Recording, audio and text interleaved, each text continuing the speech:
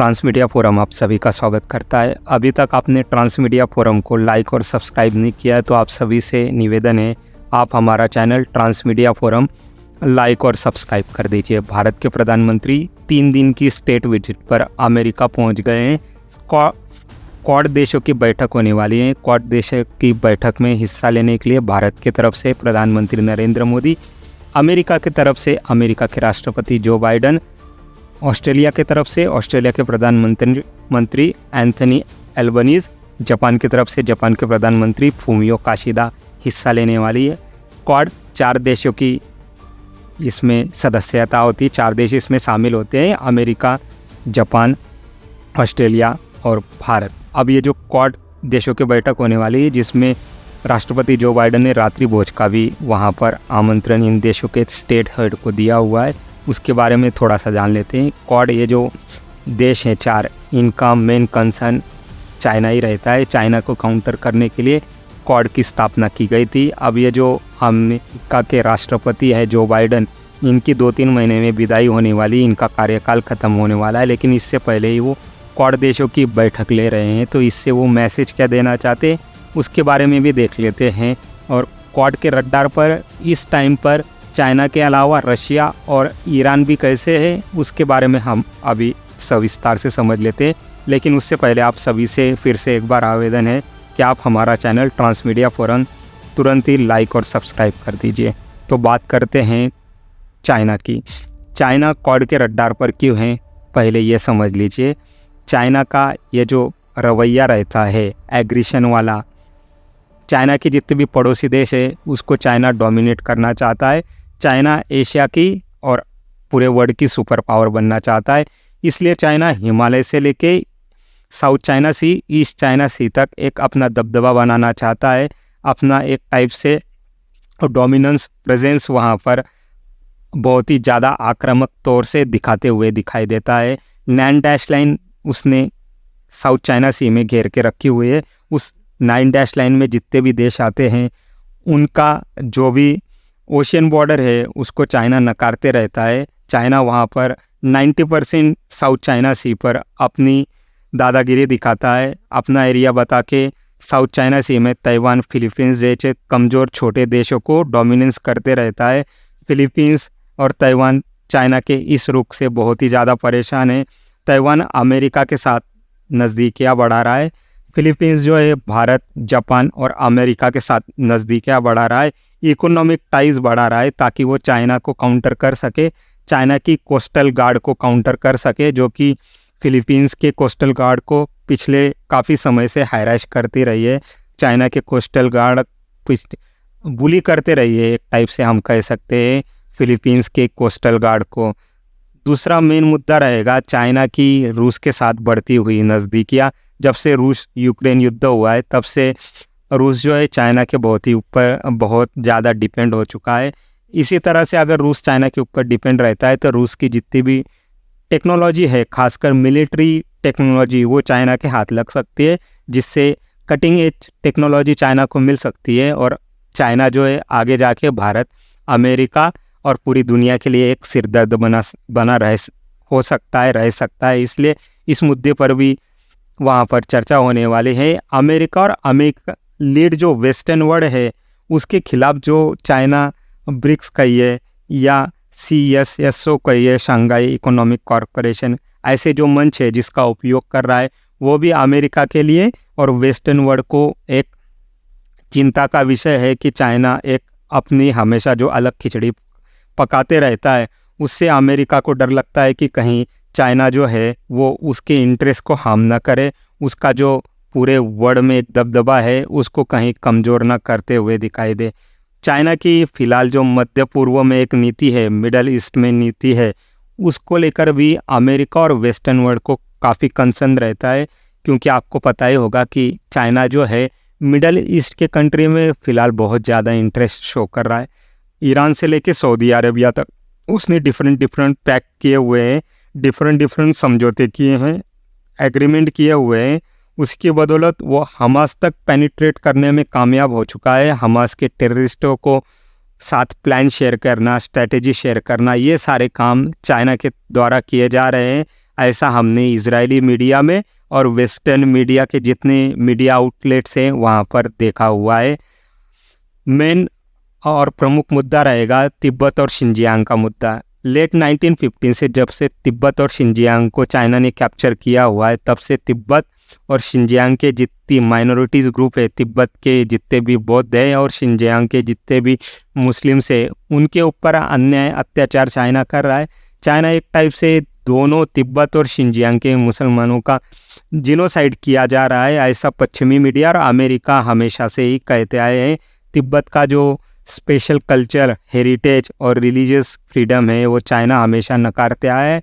Xinjiang का कम ज़्यादा ऐसा ही मुद्दा है। शिनजियांग में भी डिटेंशन कैंप में उधर के मुस्लिमों को रखा जा रहा है और उनको जो है चाइनीज़ कल्चर के हिसाब से ढाला जा रहा है। उनके जितने भी मस्जिदें हैं उनको चाइनीज़ इन कल्चर के हिसाब से तोड़ के बनाया जा रहा है, ताकि शिनजियांग के जितने मुस्लिम हैं वो चाइनीज़ कल्चर से इंटीग्रेट हो सके और चाइना के लिए आने वाले समय में तिब्बत और शिनजियांग एक टाइप से मुद्दा ना रहे, एक टाइप से कन्फ्लिक्ट का एरिया ना रहे, ऐसा चीन चाहता है। लेकिन ये सारे मुद्दे क्वाड के बैठक में डिस्कस होने वाले हैं। इसके अलावा रशिया भी क्वाड के बैठक में डिस्कस होने वाला है। रशिया क्यों बैठक डिस्कस होने वाला है ये भी देख लीजिए। रशिया ने फरवरी 2022 से यूक्रेन के ऊपर एक टाइप से एग्रेशन किया है। Special military operation through Russia ने यूक्रेन के ऊपर चढ़ाई कर दी है। तब से हमने देखा है कि यूरोप में क्राइसिस क्रिएट हुआ है, क्योंकि अमेरिका लीड नाटो फोर्सेस ने सैंक्शंस लगा दिए हैं रूस को, जिसकी वजह से यूरोप जो है गैस और ऑयल रशिया से खरीद नहीं पा रहा है। यूरोप का जितना भी मैन्युफैक्चरिंग इकोनॉमी है वो क्राइसिस में चली गई है। गैस ऑयल उनको मिल नहीं रहा है, इसलिए पूरा बिजनेस यूरोप का जो है वो ठप्प पड़ा हुआ है, बंद पड़ा हुआ है और यूरोप में एक इकोनॉमिकल क्राइसिस देखा जा रहा है। साथ ही साथ रशिया का ईरान के साथ जो नज़दीकियाँ बढ़ रही है, ईरान की मिसाइल्स रशिया, ईरान के कामिकाज़े ड्रोन रशिया जो यूज़ कर रहा है, और रूस जो अपनी टेक्नोलॉजी ईरान और हमास, ईरान रिलेटेड जितने भी मिलिशिया ऑर्गेनाइजेशन है उनके साथ यूज़ कर रहा है, वो भी चिंता का विषय है। वो भी एक क्वाड के रडार पर रहने वाला है। आगे देखते हैं कि ईरान क्यों क्वाड के रडार पर रहेगा। लेकिन उससे पहले आप सभी से आवेदन है, अभी तक अगर आपने ट्रांसमीडिया फोरम इस चैनल को लाइक और सब्सक्राइब नहीं किया है तो अभी तुरंत सब्सक्राइब का बटन दबा के हमारा चैनल लाइक और सब्सक्राइब कर दीजिए। क्वाड की बैठक में तीसरा देश ईरान रडार पर रहने वाला है। सबसे मेन मुद्दा रहेगा कि ईरान में जब से 1979 से ईरान की रिजीम चेंज हुई है, वहाँ पर मुल्ला मौलवियों की गवर्नमेंट आके जब से बैठी है, तब से ही ईरान जो है अमेरिका के आँखों पर, वेस्टर्न वर्ल्ड की आंखों में खटक रहा है। ईरान की रिजीम अमेरिका चेंज करना चाहता है, वहाँ पर डेमोक्रेसी लाना चाहता है। दूसरा मुद्दा, ईरान का हमेशा से ही इजराइल को एक थ्रेट बने रहता है। इजराइल की एक टाइप से विजिबिलिटी, इजराइल जो है अस्तित्व को ही ईरान नकारते रहता है। इसके वजह से ईरान जो है अपने जितने भी मिलिशिया ग्रुप्स है उससे ईरान के ऊपर अटैक करते रहता है, चाहे वो हमास हो, हूती हो या कोई और भी ऑर्गेनाइजेशन हो जो मिडल ईस्ट में ईरान ने हथियार देके बनाए हुए हैं। ईरान परमाणु हथियार भी बनाना चाहता है, मिसाइल कार्यक्रम को आगे करना चाहता है, न्यूक्लियर हथियार बना के वो एक थ्रेट क्रिएट करना चाहता है इजराइल के लिए, वेस्टर्न वर्ल्ड के लिए, अमेरिका के लिए। तो ईरान इन्हीं सारे मुद्दों को लेके, और ह्यूमन राइट्स ये भी ईरान में काफ़ी कुछ ले जाते हैं धर्म के नाम पर। ईरान में बहुत सारी ऐसी एक टाइप से बाधाएं उपस्थित कर दी गई है कि आम लोगों का वहाँ पर जीवन यापन करना बहुत ही मुश्किल होते जा रहा है। ये सारे मुद्दे जो है क्वाड में डिस्कस होने वाले हैं। तो ये सारे मुद्दे जब डिस्कस होंगे, भारत के प्रधानमंत्री भी वहाँ पर पहुँच गए, तो भारत आखिर अमेरिका से क्वाड से हासिल क्या करना चाहता है ये भी हम देख लेते हैं। सबसे पहले भारत चाहेगा कि इंडो पैसिफिक में चाइना जो एक टाइप से एग्रेशन कर रहा है, स्पेशली इंडियन ओशन में मनमाने के तरीके से, कभी वो श्रीलंका पहुंच जाता है, कभी ग्वादर पहुंच जाता है, तो कभी मालदीव पहुंच जाता है। इंडियन ओशन को जो एक टाइप से सर्विलांस करने की कोशिश करता है, वो इंडिया के लिए चिंता का विषय है। इंडिया डिफेंस डील भी अमेरिका से करना चाहता है। क्योंकि इंडिया को पता है कि रशिया जो है वो युद्ध में फंसा हुआ है।